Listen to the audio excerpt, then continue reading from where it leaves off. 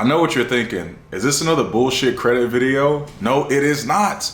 This is exactly what you guys need to do so you guys can get the highest limit credit cards so you guys can get funded today.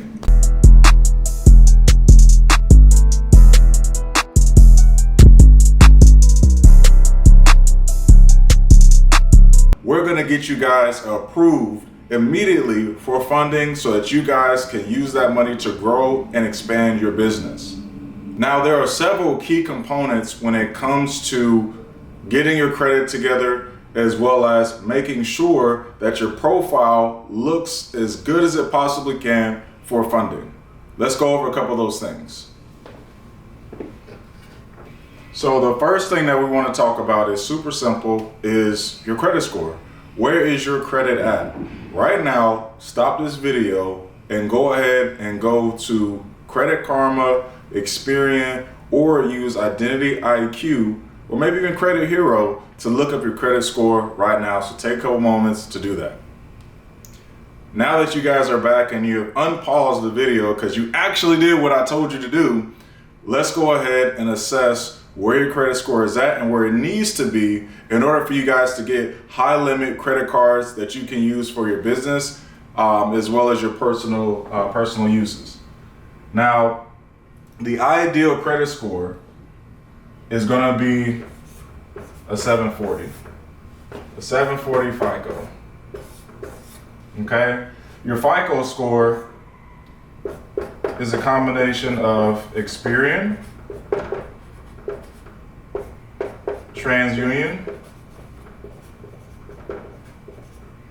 and Equifax.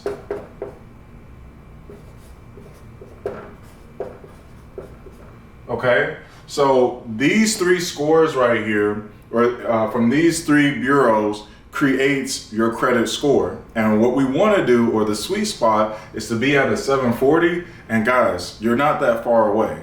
All you need is a proper education and the steps. I'm gonna get that to you guys right now. So on average, people are anywhere from a 580 to a 650 credit score on average. So how do they go from here to there? It's pretty simple, and I want to break it down for you guys right now. Okay, now the majority of people that are at this score, they don't just need to add trade lines to just boost your credit up, although it may give you a score bump of 100 points, 120 points, maybe even 200 points, depending on the age, the history, and the size of the trade line. They need to take negative items off of their credit report. So the first thing that we need to do here is remove negative items. Okay? Now, in order to remove negative items, you guys can use a software like Credit Repair Cloud, or seek out a professional like us to get those things removed from your credit report. And you guys need to make sure that your profile is squeaky clean without any delinquencies, derogatories, or negative items on your credit report, okay? That is extremely important. So before you guys go ahead and jump and try to get the 740 credit score, make sure you get your negative items removed from your credit report. And if you guys need help with that, once again, you guys can comment below and I'll share with you guys some consumer law codes that you guys can use in order to get those things removed as well. Okay, moving on. Now that we're talking about removing the negative items, the next thing that we want to do is we can go ahead and add positive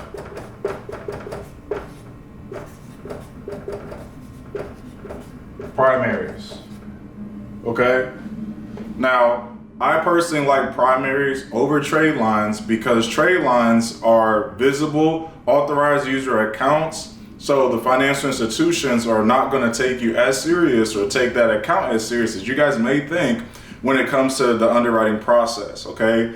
In order for you guys to get in a good standing where you guys can have the highest probability of getting approved for high limit credit cards, you want to have at least 3 to 5 positive primaries ranging from $3,000 to $10,000 per primary. Now you guys can go to a website like Credit Strong or other primary vendors to get those things added to your credit report with little to no cost. For example, you guys can add a $10,000 primary for roughly $80 to $90 on creditstrong.com, as well as other vendors, just so you guys can get a grasp around how much you should probably be spending when it comes to adding these primaries to your credit report, okay?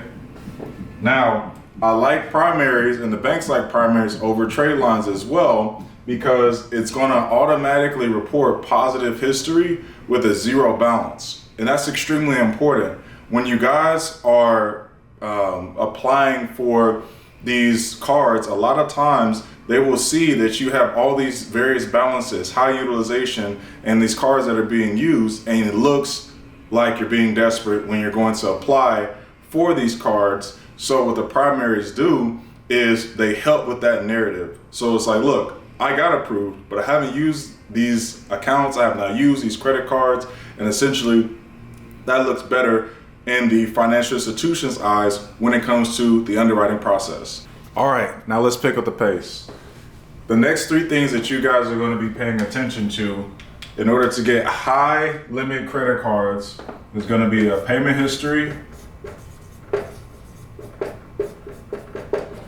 of 100% on-time payments with no late pays. Now, if you guys have late payments on your credit report, there's a couple consumer laws that I could share with you guys. So just let me know if you guys have late payments. I'll share with you, 2 or 3 consumer laws that you guys can add to your dispute process so you can get your late payments off. Now, I just had a client that was apparently, I don't know if they were unaware or just playing like they're unaware, but they were pre-approved for 6 figures in funding, and then they didn't get the funding that they were looking for, although they lined up all the other criterias because they had multiple late payments on their credit report. So late payments are fixable. You guys don't have to just be at the mercy of the creditors reporting that information. Even if you did have a late payment, there are ways for you to get the late payment removed, okay? Next thing is going to be utilization. Y'all know what I mean, utilization. So the utilization that we want to be at is 10% or less. And then the last thing is going to be your credit age. Okay, your credit age, we want that at least 5 years plus. So those 3 things, if you guys change those right now, you're going to get approved for funding. All right, now it's time to have a real conversation, okay? Like I said, this isn't a bullshit video that you guys are just scrolling through just to see what tips and tricks you guys can use to get funding. I wanted to be real with y'all. A lot of y'all be wanting funding without thinking about the obvious. How are you gonna pay the funding back? That's what the underwriters as well as the institutions care about, along with all these other things that I'll be showing you guys.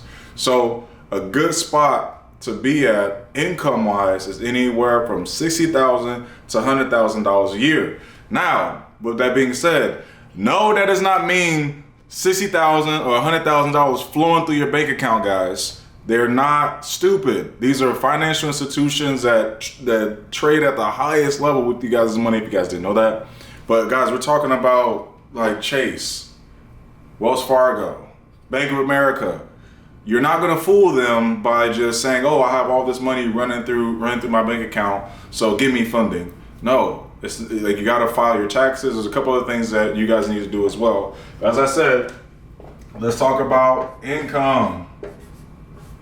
Y'all just be wanting funding just because y'all want funding. That ain't how it works, okay? It'd be the same as if you lend $30 to $40 to somebody that you know doesn't have a job, okay? You're not gonna be expecting that money back. And if they ask to borrow it and you know this person has a history of not having a job, well, you're not gonna give it to them. It's the same thing with any other financial product when it comes to getting high limit credit cards. If they see that you only make $30,000 a year on paper, well then guess what, my boy? Guess what, sis? You do not qualify for $100,000 in funding. I will repeat that. You do not qualify for $100,000 in funding if you only make $30,000 to $40,000 on paper. Okay? Now, when I'm talking about on paper, this is what I mean. You guys need to either be a W-2, a 1099, or self-employed.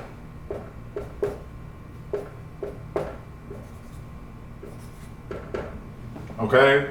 Now, with these are like the three typical, these are the three typical tax brackets that you guys are going to typically be in, okay? Now, each of these has different benefits. So I want you guys to know that when you guys are getting funding, because they don't treat self-employed like W-2 and they don't treat 1099 like W-2, right? And vice versa, okay? Now, the most stable and structured way to set up your profile for funding on the income verification side is going to be W-2, okay? Now, that does not mean that you're going to make the most money being a W-2 or you're going to get a huge tax refund or whatever being a W-2. I'm not a tax professional. All I'm telling y'all is the real deal, what they looking at, okay? So, W-2, they always love W-2, okay? 1099, it's a gray area, okay?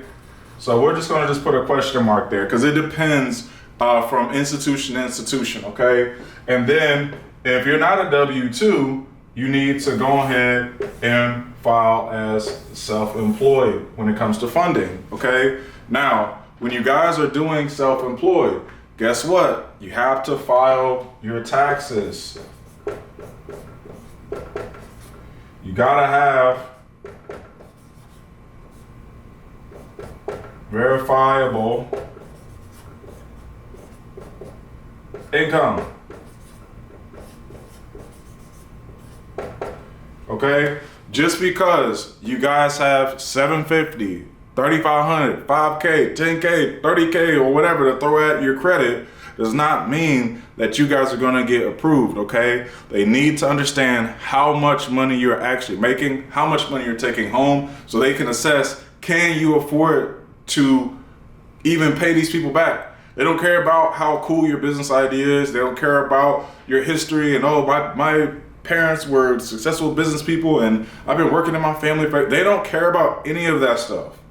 All they care about is, does this make sense? Is your profile put together? And do you have verifiable income? If you don't have verifiable income, guys, please do not sign up for my program or anybody's program, because that is the first thing that you guys need to do is understand that you guys need to be reporting your income to the IRS, okay? Because the financial institutions in the underwriting process look those things up. So stop expecting all this money and you guys either, one, don't make money, don't show money, or all of the above, right? So you guys got to make sure that you guys are showing your actual income, and also as well paying attention to your debt to income ratio. Guys, stop going out and getting Macy's credit cards, Home Depot, Bath and Body Works. Then you go get a car, and then you do this and you do that, and then you're like, oh, I need more funding.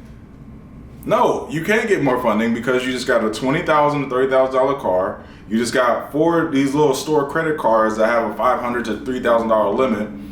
And now you're saying, oh, I need more funding from an institution or whatever with your current income. You guys cannot do that, okay? So stop wasting your time. And it's not the credit guru's fault that you're not making enough money to get approved, okay? So that happens a lot. I know I'm rambling a little bit, but also as well, I'm being real with y'all. Like I told y'all, this ain't no bullshit credit video. So with that being said, I just want to keep it raw and keep it real with y'all. Make sure y'all understand which bracket you guys are in, as well as make sure you guys are filing your taxes and have verifiable real income.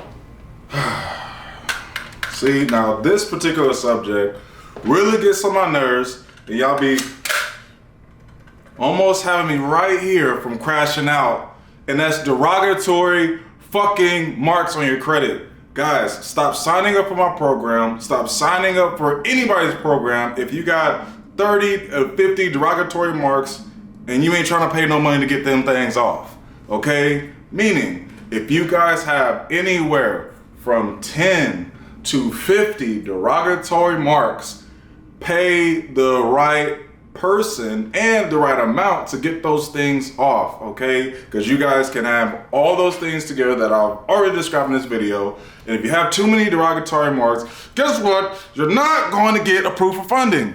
Like, get that through your head. Like, you're not going to get funded if you have 30 to 40, 50 derogatory marks and you're trying to pay somebody $200 to get those things off. What? Like, where's your head at? The derogatory marks, meaning that means you ain't paid the money, so guess what? You should have it to sign up for a program and pay real money. You should be able to pay $1,000, $2,000, $3,000, $4,000 because guess what? You ain't been paying it to them. So it should be going somewhere, and if you guys are just frivolously spending your money on stupid crap, well, that's why you're in the situation in the first place. So with that being said, make sure that you guys are not, I repeat, are not having extremely high expectations and small pockets, okay? Make sure you pay the people right so you can get the job done so you guys can take these derogatory marks off your credit. All right, I done calmed down a little bit now, y'all. So, the last thing that I wanna talk about is which cards to apply for. Now, once again, I'm just keeping shit real. I don't want to bullshit y'all because a lot of y'all be on that, okay? Stop applying for a Amex Platinum Gold card, Platinum Black card, Platinum Emerald card, Platinum. Stop applying for all the top tier credit card opportunities that are out there if you can't get approved for the simple small credit cards like the City Advantage card, which is a good travel starter card over at Citibank, okay? If you guys aren't getting approved for even personal loans like TD Fit Loan, that's a loan that just came out as of recently, and you can get pre-approved, and almost anybody and everybody over a 640 credit score can go to TD right now and get $15,000 to $20,000 in a line of credit or personal loan, okay? Also as well, if you guys can't go to Capital One and go get pre-approved for their programs and their credit card options, right? Do not go straight to Amex because you will not get approved. It ain't gonna happen, bruh. So stop wasting your time. Okay, but no, bro, I wanted you guys to know which cards and loans that you guys should be applying for. All right, so let's just say funding suppliers. All right, also for people that have a funding company and you guys want to use these resources, you can as well, okay? And I will teach you guys how to use these resources in my mentorship and my private one-on-ones as well, okay? So number one of the cards I always recommend, always,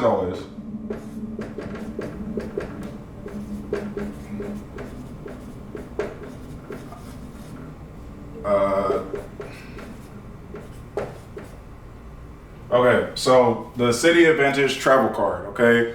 I may have just spelled that wrong. Bear with me, all right? But y'all get it, all right? The City Advantage travel card. Number 2 is going to be the Chase Freedom or the Sapphire Preferred.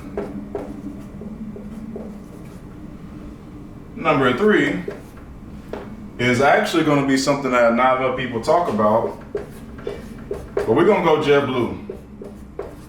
If you guys notice, I always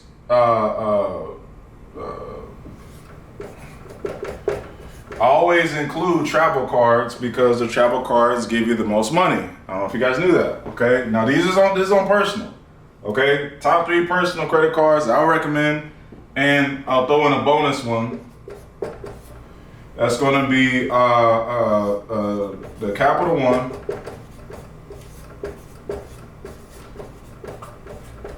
Saver card. Now, this card is going to boost your credit. This is what I love about this card, and give you cash back anywhere from 5 all the way up to 12 points per month. This is some sauce right here. Everybody overlooks the Capital One credit cards and the Capital One opportunities. But what I love about Capital One is how quick they report to the bureaus, as well as they have this particular card, and this helps build people's credit like that.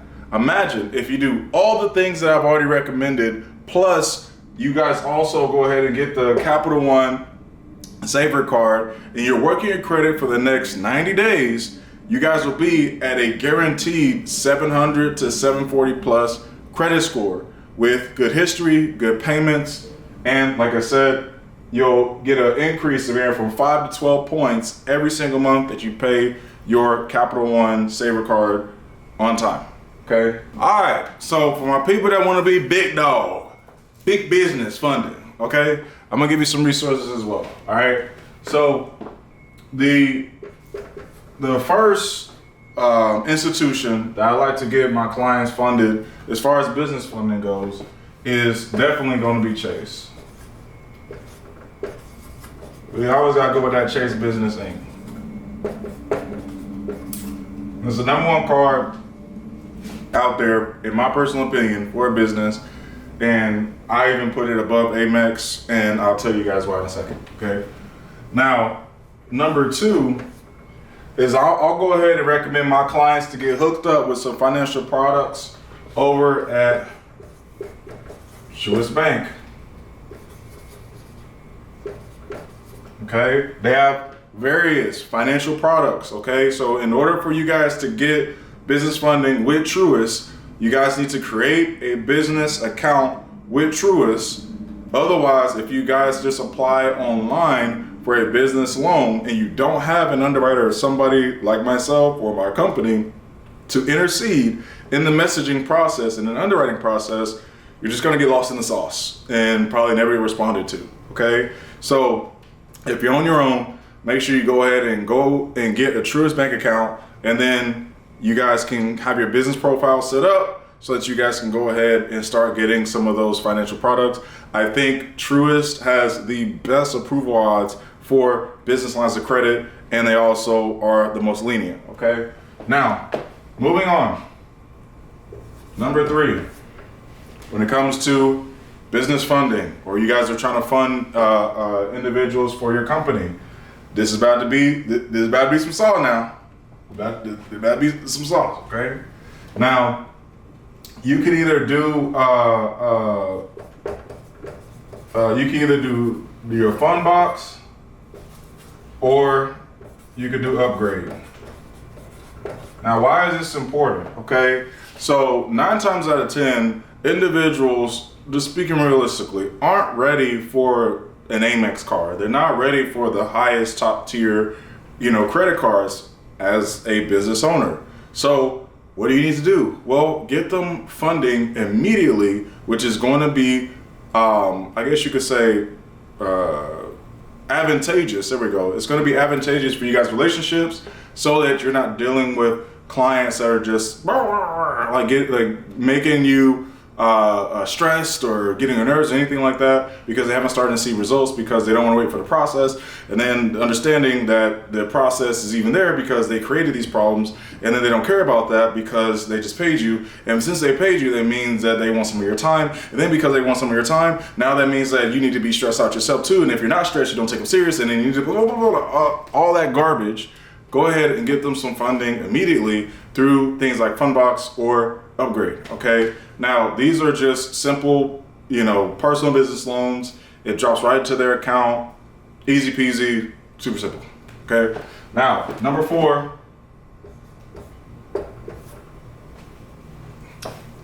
I bet y'all think y'all know what the answer is.